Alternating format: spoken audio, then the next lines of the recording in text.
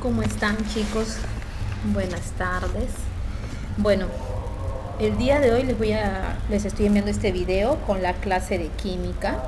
Vamos a acabar nuestro libro de química correspondiente al primer bimestre y bueno, con este tema estaríamos terminando, ya habríamos terminado todo el libro de química, todo el libro de ciencia, perdón. Recuerden que biología ya acabamos el libro, igual zoología y también botánica, ¿sí? Y bueno, nos estaba faltando química, entonces con esta clase tú vas a ir, mírala muchas veces, así cada video de cada curso debes verlo varias veces, porque es la forma como estás estudiando ahora. Entonces igual vas a chequear este video varias veces para que tú también puedas resolver tu cuaderno de trabajo. En las diapositivas estoy colocando las mismas páginas que vas a encontrar en tu cuaderno de trabajo. Y como hay unos ejercicios que vamos a resolver, de tu cuaderno de trabajo he tomado 10 ejercicios para resolver y el resto lo vas a hacer tú, guiándote igual con los ejemplos. Pues bien, mira, nosotros en las clases anteriores, en lo que es química, habíamos hablado de lo que era la materia. ¿Y qué es la materia? Pues si se te ha venido a la mente y has recordado, ya sabes que la materia es todo lo que ocupa un lugar en el espacio. Además, la materia no se crea ni se destruye, simplemente se está transformando. Además de eso, también la materia presenta propiedades. ¿Te acuerdas que habíamos hablado de eso? Propiedades particulares, es decir, características que de pronto presenta cada cuerpo y otros no, de repente la puedan presentar, como por ejemplo la tenacidad. Hay cuerpos que son muy tenaces, significa que tienen mucha resistencia o ponen mucha resistencia para no ser rotos o doblados. Y hay otros cuerpos que no son tenaces, es más, son muy frágiles, se pueden romper fácilmente. Esa sería una propiedad particular. Pero también la materia tiene propiedades generales, es decir, características que le afectan a todos los cuerpos, que todos los cuerpos, todo aquello que llamamos materia la tienen o la poseen, como por ejemplo la masa. ¿Y qué viene a ser la masa? Es la cantidad de materia que pueda tener un cuerpo. De pronto, supongamos, ¿no? Puede ser una silla y tenga una cantidad de masa la cual es medible en peso. Recuerda que el peso y la masa no es lo mismo. Y de repente puedo decir que esa silla pues tiene una cantidad de materia equivalente a 3 kilogramos. De repente hay otro cuerpo más ligero, con menos masa, y de repente pesa o tiene 10 gramos de materia. Por ejemplo, podría ser el celular. Pero ambos tienen masa. Es decir, ambos poseen una cantidad de materia, porque eso es la masa. Ambos objetos están sujetos al peso, porque el peso también es otra propiedad general de la materia. Quiere decir que todos los cuerpos presentan estas propiedades, así como por ejemplo la porosidad. Todos los cuerpos presentan poros, es otra propiedad de la materia general, porque todos los cuerpos lo tienen, solo que hay cuerpos donde se pueden observar fácilmente esta característica y en otros no, pero todos los cuerpos tienen espacios vacíos, se podría decir así, entre átomos, moléculas o partículas. Entonces, una propiedad general le afecta a todos los cuerpos. O por ejemplo, todos los cuerpos ocupan un espacio al que llamamos volumen o extensión. También es una propiedad general. Como lo es también la divisibilidad.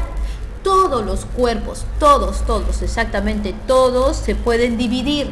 Hasta ahora no hemos encontrado un cuerpo que no pudiera dividirse.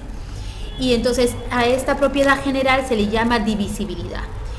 Y ya que estamos hablando de la divisibilidad, vamos a hablar ahora de la división de la materia. Resulta que la materia siempre está en constante división. Recuerda que la materia siempre se está transformando. Los cuerpos se pueden dividir hasta llegar a un punto en que ya no se pueda dividir más. Y ese punto donde ya no hay más división son los quarks de energía, partículas casi inexistentes. Y antiguamente los primeros que tuvieron esta idea, esta concepción de un límite en la división de la materia fueron Leucipo y Demócrito. Y ese límite en la división de la materia la llamaron átomo. En la actualidad se sabe que estas partículas aún pueden seguir dividiéndose más hasta llegar a los quarks de energía. Entonces, recuerda, la divisibilidad es una propiedad general de la materia y la materia siempre está en constante división, así como también está en constante agregación, es decir, se puede ir de menos a más, ¿no? O de más a menos. Por ejemplo, mira, si hablamos de división de la materia se divide en diferentes tipos de cuerpos, acá los tenemos. Pero cuando un cuerpo lo dividimos, vamos a conseguir una partícula. Pero cuando dividimos un cuerpo a nivel de partícula, esto se hace por medios mecánicos, es decir, puede ser golpeándolo, triturándolo, ¿no? Sí, usando la fuerza, mejor dicho. A eso le llamamos por medios mecánicos. Las partículas se pueden seguir dividiendo. Y cuando tú divides las partículas, las conviertes, como decir así, las pulverizas, también lo vas a hacer por medios mecánicos. Y cuando tú divides una partícula, consigues moléculas. Las moléculas son cuerpos pequeños que nosotros ya no podemos ver. Hasta el nivel de partículas tú los puedes observar, pero ya a nivel molecular no. Sin embargo, las moléculas también se pueden dividir y conseguimos átomos. Los átomos, de moléculas a átomos, ya la división es a nivel físico. Por ejemplo, podemos colocar partículas de azúcar en el agua, ¿no? Disolvemos, estamos ahí realizando un proceso físico. Pero se van a dividir esas moléculas de agua transformándose en sus átomos, ¿sí? De ahí que tú le sientes el sabor. Ahora, los átomos aún se pueden dividir, pero ya esta división es a nivel químico, por fisión nuclear. ¿Y qué conseguimos? Las partículas subatómicas, ¿no? Y después los quarks. Y de ahí hasta el momento no existe más división. O sea, parece que ese es el límite para dividir la materia. Muy bien. Entonces, mira, esta concepción de división de los cuerpos la tuvieron en la antigüedad, como 300 años antes de Cristo, imagínate, dos filósofos griegos muy importantes, Leucipo y Demócrito. La ciencia no lo puede saber todo porque la ciencia va desarrollándose en el tiempo, ¿no? Juntamente con el ser humano. El ser humano no vive 1000 años, entonces se limita también a nuestro tiempo de vida, pero estamos desarrollándonos al nivel científico, ¿no? Entonces, mira, ya en esa época había una concepción acerca de lo que era la divisibilidad de un cuerpo. ¿Habrá un límite para dividir un cuerpo? ¿La habrá? Seguramente. Y entonces empezaron a experimentar Leucipo y Demócrito con muchos cuerpos, los trituraban, los disolvían, a veces hasta conseguir ya no mirar nada. Y es por eso que dijeron, debe haber un límite, por lógica, ¿no? Por lógica, debe haber un límite, o sea, su hipótesis. Tú lo has visto ya esto conmigo en biología. Hicieron su hipótesis. Quizás en el momento no lo podían comprobar en forma experimental, porque los átomos es algo que aún en la actualidad es difícil de pronto hacer las observaciones, ¿no? Todo es con cálculo matemático, pero lograron entender que los cuerpos se dividen hasta llegar a un nivel de átomo. Muy bien. Ahora vamos a hablar sobre esos mismos cuerpos, porque los cuerpos se pueden clasificar en dos grupos: cuerpos simples y cuerpos compuestos. Así es como vas a colocar aquí. Los cuerpos simples presentan características importantes. Hay tres fundamentales. La primera característica que vas a colocar aquí es que un cuerpo simple es igual a decir elemento químico, ¿sí? Cuerpo simple o elemento químico. 2. Los cuerpos simples siempre se representan con símbolos. Por ejemplo, el oro es un cuerpo simple y se representa con un símbolo que es A mayúscula y U minúscula, AU. O la plata, por ejemplo, se representa con A mayúscula y G minúscula, AG. Y lo más importante de un cuerpo simple es que están formados, aquí en número 3, están formados solo por un tipo de átomo. Solo un tipo de átomo forma un cuerpo simple. Ahora, los cuerpos compuestos también tienen tres características importantes. Primera característica, se representan con fórmulas. Segunda característica, si se le divide, se consiguen cuerpos simples. En cambio, mira acá, en un cuerpo simple, también puedes ponerlo como una característica, si se divide ya no consigues nada más, no consigues otro tipo de cuerpos, solo conseguirías el mismo, ¿sí? Entonces aquí, si divides un cuerpo compuesto, puedes conseguir cuerpos simples. ¿Por qué? Porque un cuerpo compuesto resulta de la unión de dos cuerpos simples o más. Por ejemplo, yo puedo unir cloro y sodio y consigo un cuerpo compuesto como la sal, pero está formado por dos cuerpos simples diferentes. ¿Se entiende? Ahora, otra característica de los cuerpos compuestos era esa justamente. Los cuerpos compuestos están formados por dos o más cuerpos simples. Muy bien. Ahora, vamos a hablar sobre los cuerpos compuestos. Los cuerpos compuestos siempre se representan, como te dije, con fórmulas, mientras que los cuerpos simples se representan con símbolos. ¿Y cómo es esto? Por ejemplo, acá, H2O, tenemos la fórmula del agua. Muchas veces nuestras fórmulas vienen acompañadas de números grandes adelante, que es el coeficiente. Este coeficiente me representa el número de moléculas. O sea, yo aquí diría que tengo 3 moléculas de H2O. Estos de aquí, estos símbolos, me están representando los elementos químicos. Si son mayúsculas, quiere decir que es un elemento. Por ejemplo, esta H es de hidrógeno. Por favor, te compras tabla periódica y a repasarme todos los elementos químicos y sus símbolos. Y aquí, oxígeno. O sea, quiere decir que yo tengo aquí átomos de hidrógeno y átomos de oxígeno. Este número de acá son los subíndices. Puede ser más pequeño, ¿sí? Puede ser más pequeño los números. Tú ya sabes lo que es un subíndice, mira. Y los subíndices siempre te indican el número de átomos que hay en la molécula. Por ejemplo, como acá hay un coeficiente, así debo multiplicar. Acá diría 3 por 2, 6 átomos de hidrógeno. Y como acá no hay nada, significa que hay 1. 3 por 1, 3 átomos de oxígeno. Eso es lo que hay en cuanto a la molécula. Vamos a trabajar los ejercicios, mira.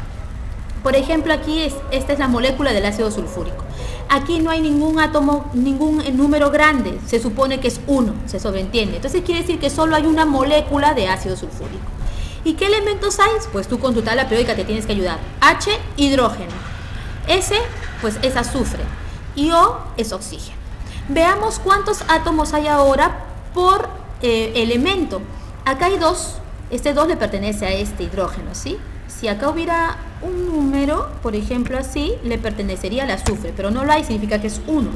Entonces quiere decir que acá hay 2 átomos de hidrógeno, por eso lo he puesto acá. Un solo átomo de azufre. Mira aquí, acá tienes 4 ¿qué? 4 átomos de oxígeno, esas son las respuestas. Veamos acá, mira, fácil, mira. Aquí, ese 20 significa que hay 20 moléculas de ácido, ¿ya? Clorhídrico. 20 moléculas de ácido clorhídrico, eso significa. H es hidrógeno. ¿Qué tenemos aquí? Hidrógeno. Cl, te explico. Profesora, ¿y esta L es otro símbolo? No, esta es minúscula. Lo malo que tú sabes que la minúscula en la compu sale como si fuera una I grande, pero es minúscula. Cl es cloro, ¿sí? Así que acá tengo cloro, ¿ya? ¿Qué más? Vamos a hablar de la cantidad de átomos que hay. Acá hay un solo átomo de hidrógeno, pero como acá hay un 20, lo cambia todo. Entonces 20 por 1, 20 átomos de hidrógeno. Sigamos. Igual, con el cloro hay 1, pero como hay 20 ahí, se multiplica. 20 por 1, 20 átomos de cloro. Colocas las tildes, por favor, ¿sí?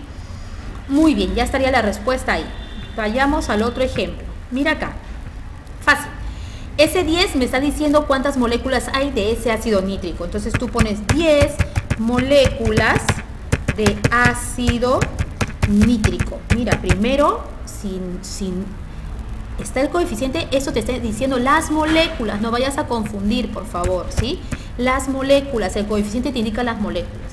Luego me fijo en cada símbolo, ¿sí? Te fijas en cada símbolo, porque es un elemento seguramente. Mira, la H es hidrógeno, entonces colocas hidrógeno, es lo que hay ahí, ¿no? Hidrógeno. N, N es nitrógeno, ok, hay nitrógeno. Y la O solita, muy bien, ese es oxígeno, ¿sí? Oxígeno.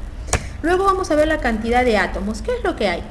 Veo que acá hay un solo átomo de hidrógeno, pero por 10 que hay aquí, serían 10 átomos, perdón, las tildes ahí, si le faltan le tienes que colocar, 10 átomos de hidrógeno, ¿sí? Luego, ¿qué más tengo? Un solo nitrógeno, entonces 10 átomos de nitrógeno, ¿sí? Luego, hay 3 oxígenos, entonces 10 por 3, 30 átomos de oxígeno. Muy bien, pasamos al otro ejemplo. Por ejemplo aquí, ahí tengo 2 moléculas de este ácido, ¿no? De ácido hiperclórico, ¿sí? De ácido hiperclórico. Luego, veo que tengo hidrógeno, muy bien, hidrógeno. Cl, hay cloro ahí, ¿sí? Cloro y oxígeno. Oxígeno. Luego, multiplicas, ¿no? Eso está entre paréntesis, vas a multiplicar. Acá hay un solo átomo de hidrógeno, pero por 2 serían 2 átomos de hidrógeno.